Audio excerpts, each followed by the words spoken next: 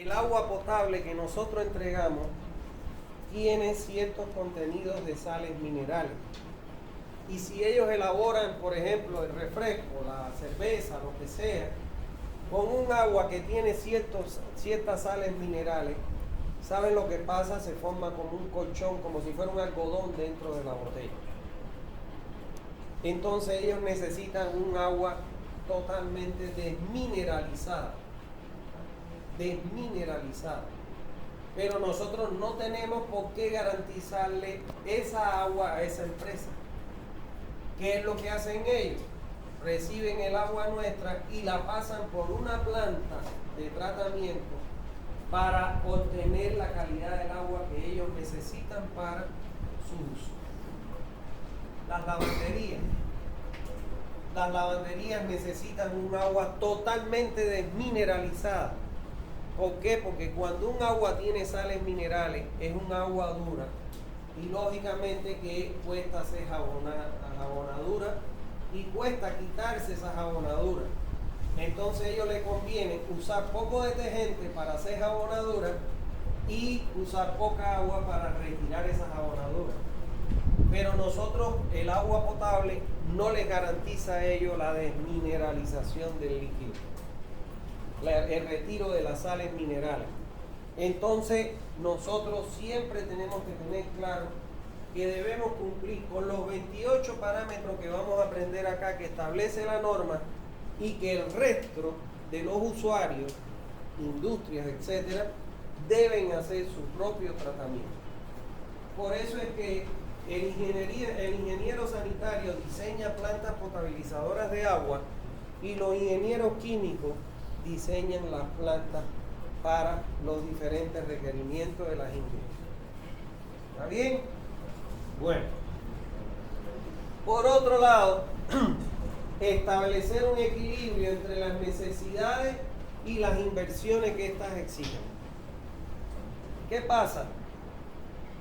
Si el dinero que yo tengo o la capacidad de pago que tiene la población, porque cuando uno diseña un sistema de distribución de agua, lo primero que uno hace es un estudio socioeconómico.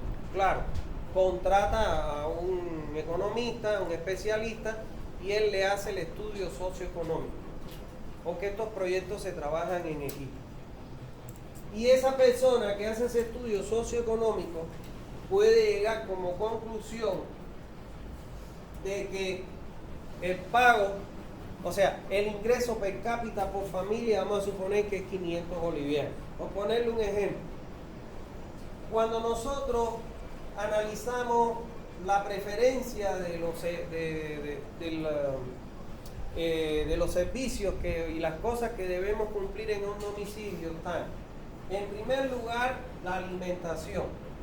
O sea, debemos dejar dinero para que las personas en ese núcleo familiar se puedan alimentar. En segundo lugar, debemos dejar dinero para que esas personas puedan vestirse, en orden de prioridad. Después tenemos que dejar dinero para que puedan estudiar, o sea, los niños puedan estudiar. Y después viene el dinero que ellos tienen que tener para pagar los servicios básicos: agua, luz, energía, etcétera, alcantarillado, etcétera. ¿Está claro? Entonces, si por ejemplo, cuando se hacen esos gastos en el núcleo familiar, de los 500 bolivianos, para el agua potable solo quedan, por decir, 30 bolivianos, yo no puedo diseñar un sistema cuyos costos de operación demanden un salario, un pago mayor a esos 30 bolivianos que ellos disponen. Entonces, ¿a qué me puede conducir o inducir eso? A que si ellos no tienen dinero para llevarle el agua con una cometida y servírsela en su domicilio, voy a construir un sistema con piletas públicas en las esquinas y que ellos acarreen el agüita que necesitan. O sea, no puedo diseñar un sistema que ellos no puedan cubrir con su ingreso, porque si no va a fracasar mi sistema. Si usted se va a Europa, una red de agua potable la manejan desde desde un escritorio con una computadora, una oficina y aire acondicionado.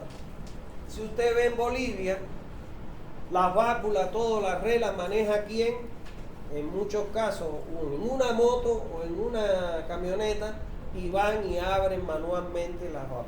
Sin embargo, allá con dar un clic en la computadora tiene un sistema de interconexión que le da la orden a esa válvula que se cierra o se abre. ¿Está claro? Ah, pero ¿cuál cuesta más? ¿Ese de allá de Europa o este? El de allá. Entonces, yo podría implementar ese sistema totalmente automatizado en Bolivia siempre y cuando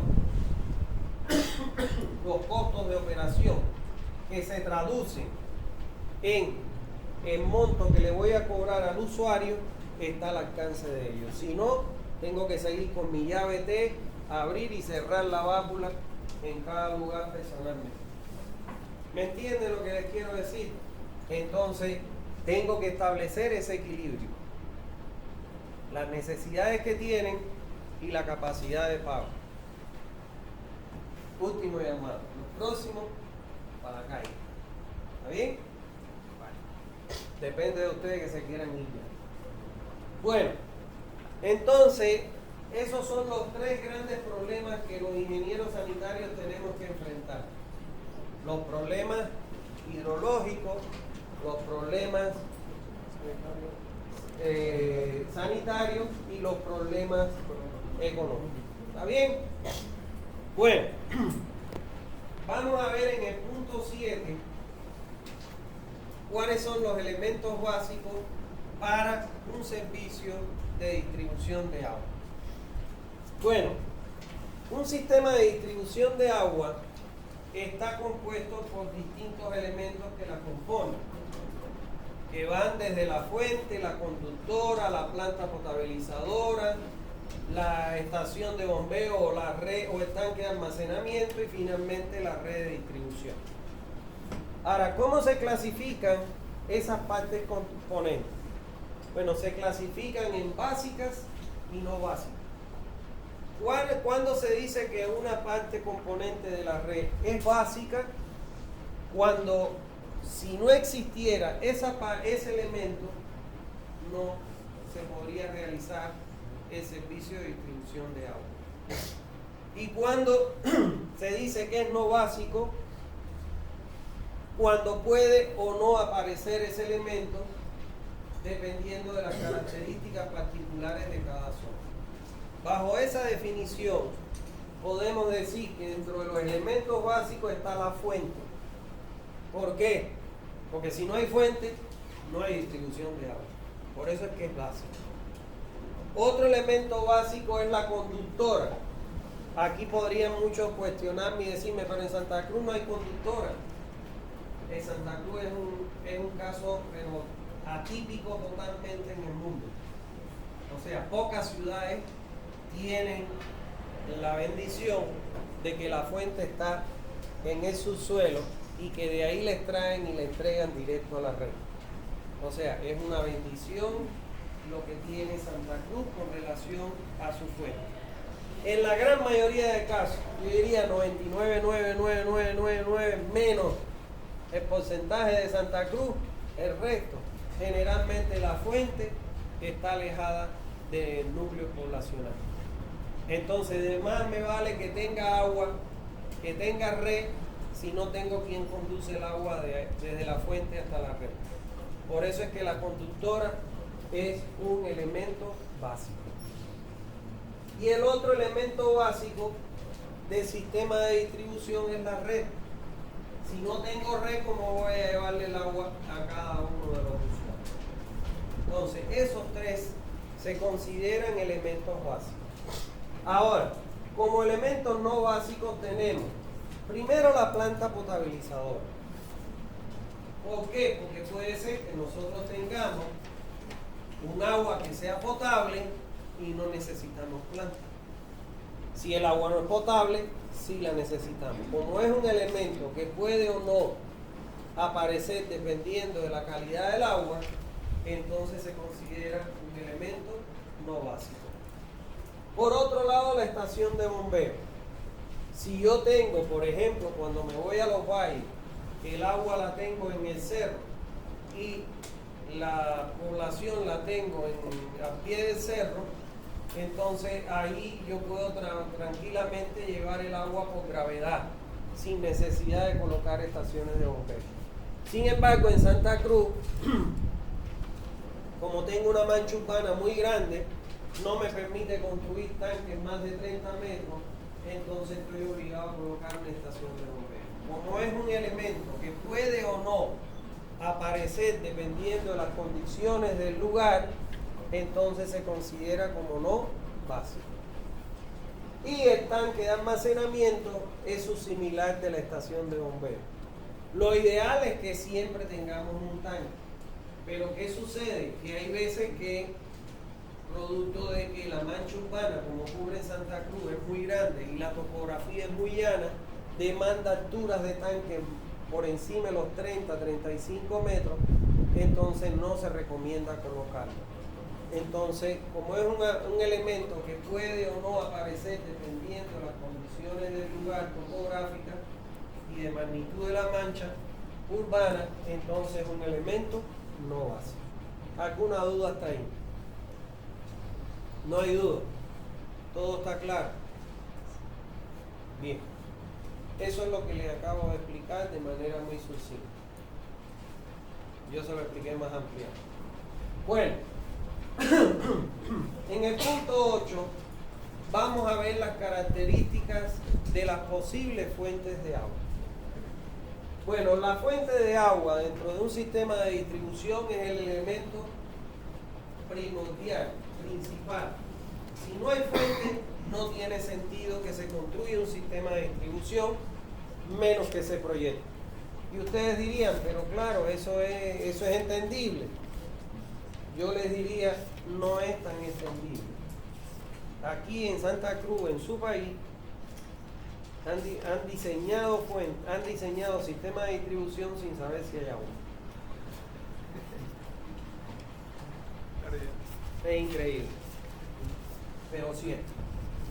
Una vez vino el alcalde de Trigal a mi empresa para solicitarme si yo podía ser asesor de un proyecto, para revisar el proyecto y ejecutar el proyecto de distribución de agua a Trigal. Camino a los valles, no vea, Valle Grande. Yo le dije que sí, bueno, llegamos al acuerdo económico, le dije que sí, y entonces él me mandó el proyecto. Lo primero que yo hice para revisar el proyecto es ver la fuente, ¿no? Y entonces, según el proyecto, la fuente estaban las coordenadas X, Y y de altitud, en un lugar, en un cerro aledaño ahí a Trigal. Lo llamé al alcalde y le dije, tenemos que ir a chequear si hay agua o no, donde dice que está la fuente de agua. Véngase, no hay problema, yo pongo toda la logística para que vaya. Bueno, como llevé un GPS, con el GPS llegamos al lugar exacto en que estaban las coordenadas que decía el proyecto, X, Y y Z. Cuando llegamos ahí, estaba el alcalde también y otros concejales. Nos llevamos el chasco que no había ni gota de agua en el entorno de eso. En el entorno no había agua. Y entonces era un proyecto del FPS, lo había diseñado una empresa de Cochabamba, y me dice el alcalde, ¿y ahora? No, ahora lo que hay que hacer es que tú hables al FPS que te está atendiendo